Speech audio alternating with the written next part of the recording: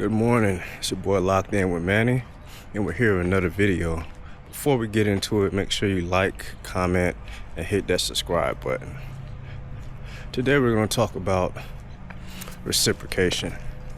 Now before we jump into this video, you need to realize that people have lives, people have kids, people get married, people have careers, and they do things that's going to not allow them to reciprocate and spend as much time as they would like to with them. So that's understood. But what this video is going to be aiming at is understanding how you can be overextending yourself to a relationship of any kind that's not give you anything in return, and how to counter that, how to take your time back, how to take you back, and how to put you first. Now, some of us may have friends, family members, lovers, or whatever, and we find ourselves constantly reaching out.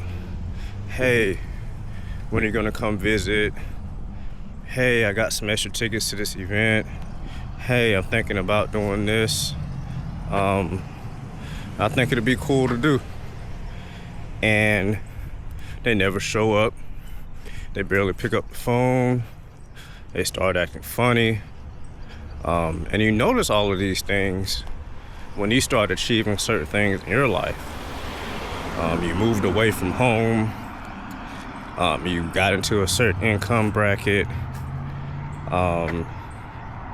You may have gotten through a quarrelsome time in your life to where people were like, you were in trouble or whatever, and you thought you were going to fail and you prevailed. Or you simply became a version of that person that they wanted to be, and they hate that it's you. They hate seeing you live life. So with that, you just got to cut them off, man. And that doesn't mean blocking them. Sometimes that requires too much energy, but sometimes blocking is a good way to protect your energy. Especially if every time you see them, they put you in a traumatic or bad headspace because you're constantly reminded of them going on trips, them driving to go see other relatives, go see other friends, especially when they have to pass you. And I always speak from personal experience with a lot of these things, and I've experienced a lot of this stuff. I stay no more than an hour and 30 minutes from my friends, family, and I can really count on one hand on who's come to visit when it's not been convenient for them. I have a pool, I live in a great community. It's very private, very classy, very upscale. We have lots of different amenities. We have boat docks. I live on a very nice river. We have white water rafting. We have bike rentals on a particular river walk where you can rent a bike and just have a good time. A lot of family, a lot of good friend type of events. So what I started to do was I just stopped asking. I stopped sending the invites, but it really reminded me of when I was in the Army and how people really don't come to see you when you're stationed somewhere in the States, 365 days in a year. And I can also count the amount of times people have come visit me in any town that I was in. But when I came home, oh man, where are you going? Party's on you, you on home, you home. You home for the holidays. And I was naive, buying bottles, buying sections, paying for the tabs. I'm talking about $1,000 tabs, $2,000, just going insane because it made me feel good that I was around my friends and everything was taken care of. I've never seen any of that shit in return. Now, some friends that I met later in life, yeah, definitely. But I'm 38, and one thing older people always say, you know, good friends are hard to come by, especially as you get older. But I see a lot of older people, a lot of friends. But I also think that a lot of it is performative. A lot of them are paying for the attention. A lot of them are overextending themselves. They're not at peace. But once you get at peace, there's a saying, it's lonely at the top. It's a reason why peace is quiet. It's a reason why when people meditate, it's quiet. Once you start cutting out all the things that don't serve you, it gets quiet. You have less people around you.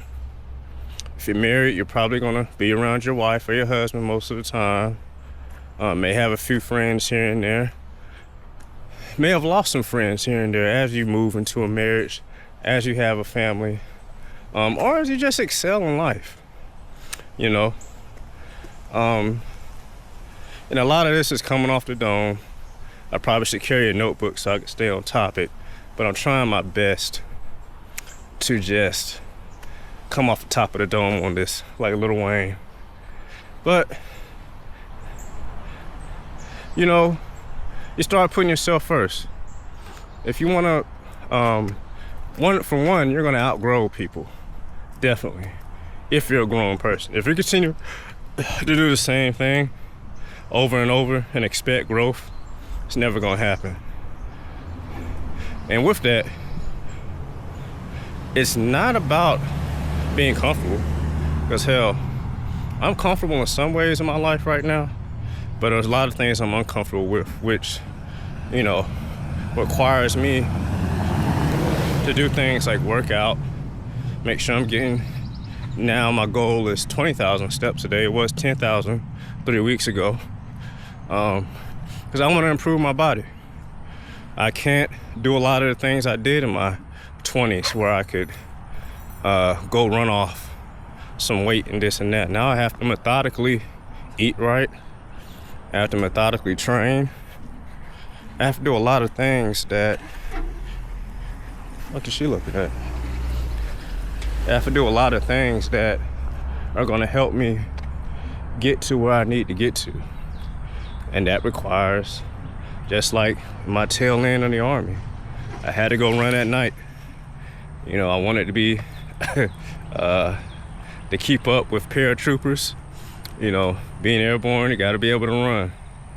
And running wasn't particularly my strong suit. I'm not gonna say it's strong suit, I just never really gave it much attention because it came easy. But for me to excel at running, I knew I needed to keep my weight down, go faster, take care of myself, and put in the extra work. So a lot of times while everybody else is out drinking on a weekday, partying, you know, trying to find somebody to lay up with, I was out there running. Or I was playing flag football, you know, but particularly running at night. It was my peace. It was so much my peace when I was in Korea, I would go rip off a 12, 13 mile run on a Saturday. And I got the footage to prove it, you know.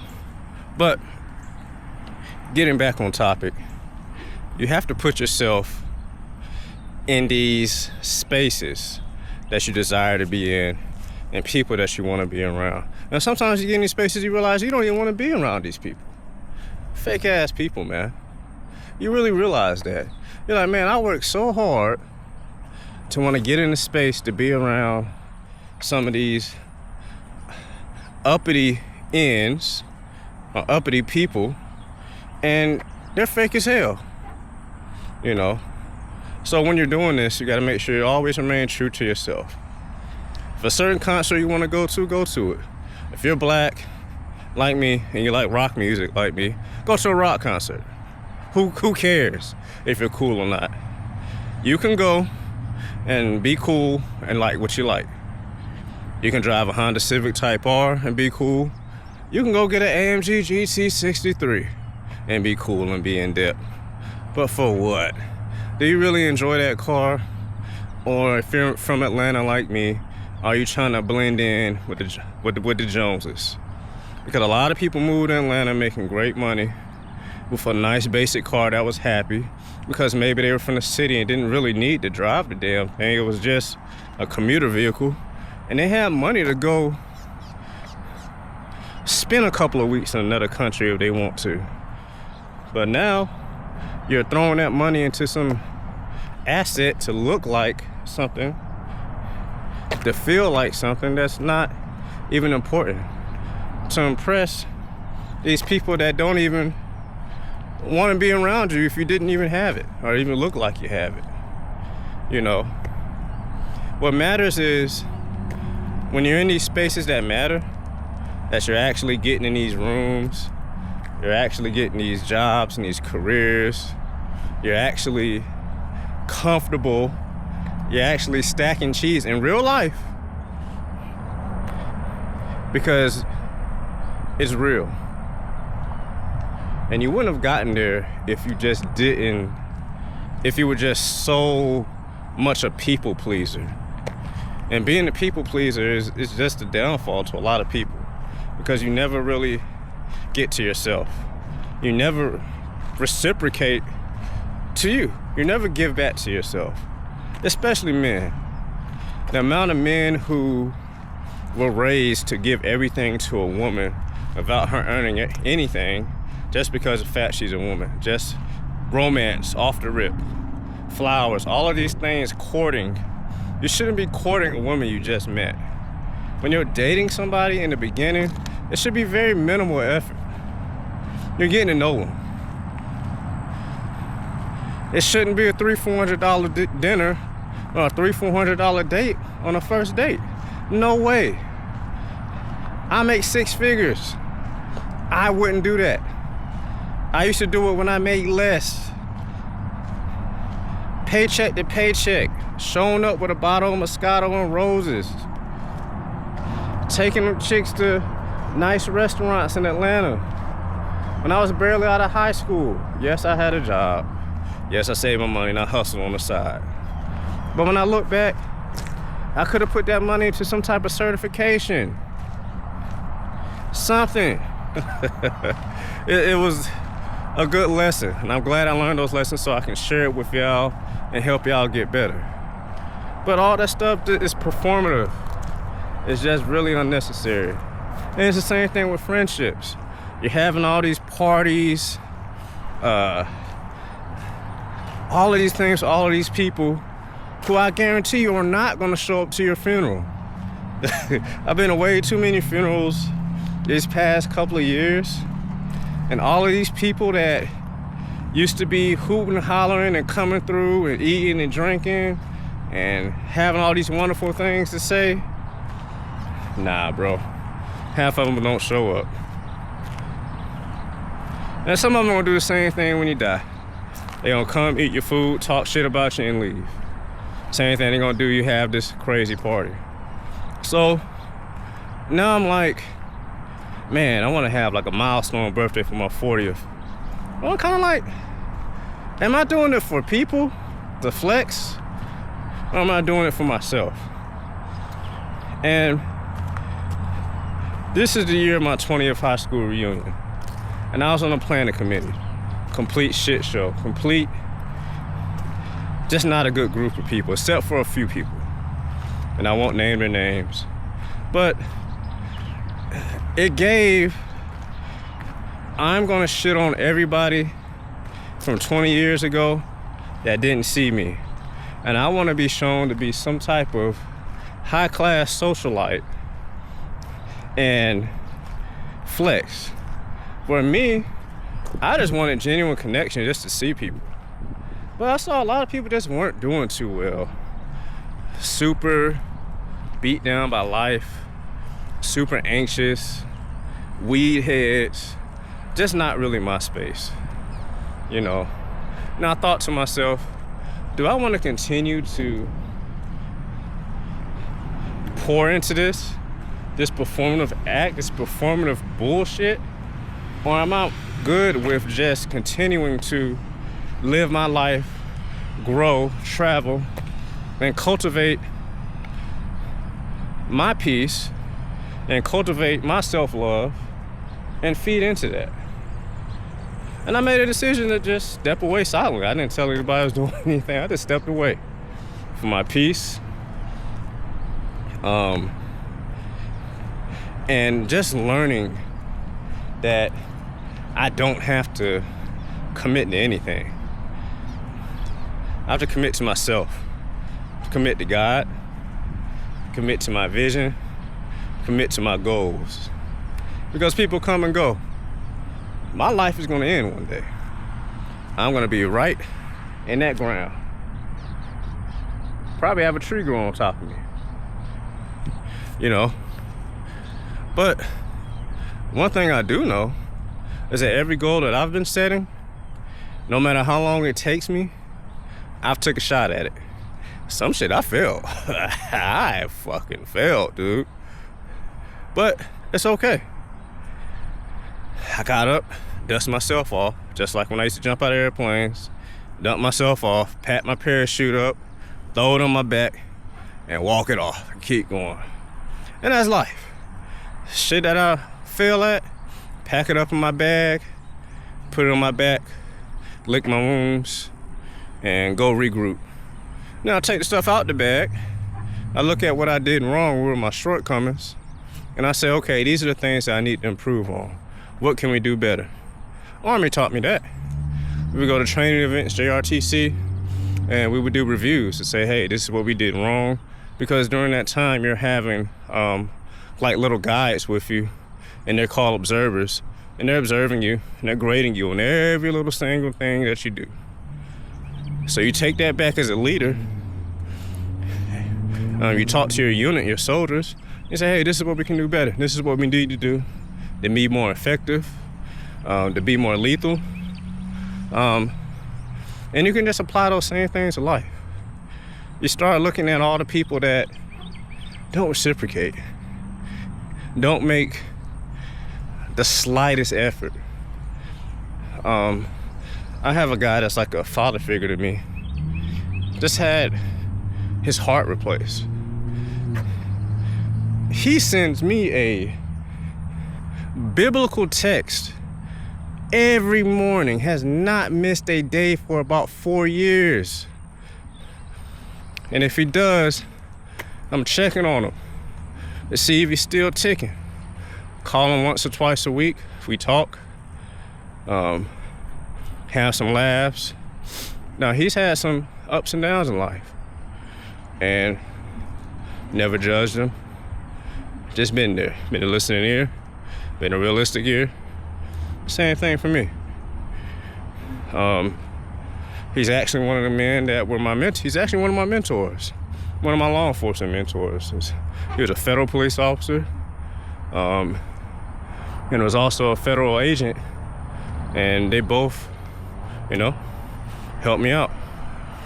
They poured into me without even truly knowing me for years like other people have.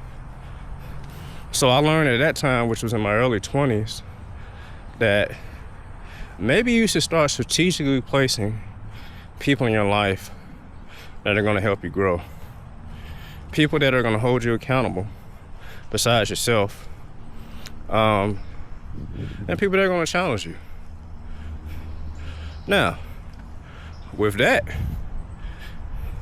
sometimes people see your potential and they're scared of that shit. They see that they may make more money than you, or what you tell them. Sometimes they think they make more than you, but you don't let on too much. And these people get jealous. These people get distant. And they do all these things, but they won't tell you. They don't have the balls to tell you. They don't have the galls to tell you. They'll just distance themselves. Because like I said earlier in the video, they see a version of themselves that you are, that they can never be, because they're living a certain way behind closed doors and your light is shining. And sometimes these people will strategically clandestine, I don't know what clandestiny is a word, but use clandestine tactics to throw you off. Put something in your drink, record you and kind of has something on you, you're saying something embarrassing, something crazy, you just got to be careful. And I'm not on edge all the time when I'm with people, but I'm very mindful. I got a lot of common sense. I got a lot of book sense. I'm very smart, and I have a lot of street sense. And me talking like this a lot of times, it throws people off. They don't think I have the street sense, which is fine. I want them to think that. I don't want them to see me coming. I don't want them to pick up on that I see them, you know. And you just, like I said, reciprocation, just got to put yourself first. As a man, you should never feel guilty. And I don't care how many damn kids you got, how many, your wife, happy life. Stress is the #1 killer of black men. Cancer is on the rise in black men. And my mother, she passed from cancer. And you know what fuels cancer? What speeds up the death? Stress. If you have a stressful environment already, you get cancer, you're trying to recover, and people are stressing you out in your home, treating you like shit, treating you different because now you look different, now your hair is falling out, all of these things, you don't need to be with that person. So if they're stressing you now, they're going to stress you then. And they're not allowing you the space to de-stress, to say, hey, I'm going to go and get myself a massage. I'm going to go to the gym for a few hours. All of these things that they do on Mother's Day and Father's Day is always super lackluster because it's this notion that men just work hard and we need the bare minimum, we're simple. Men, we need positive outlets other than going to a strip club and living in a fantasy because you can't live it at home, other than alcohol, other than weed. We need groups. We need support. We need mental health. We need breaks. We need to be allowed to go and explore. And on top of that, you need support.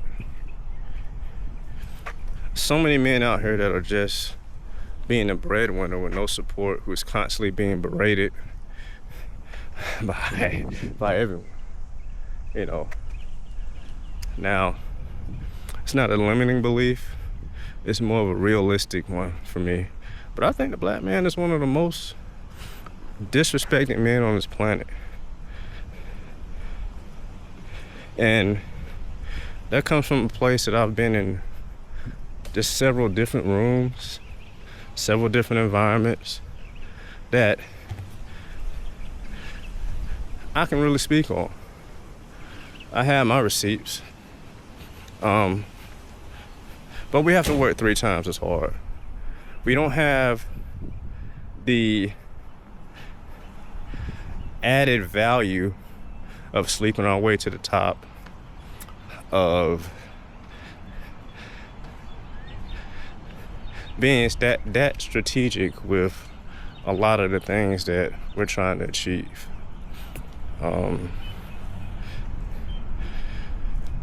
But that's going to be it. I think I talked a little bit too long. We're going to cut this off. And like I like to tell all of y'all, stay locked in, stay safe, and keep the faith.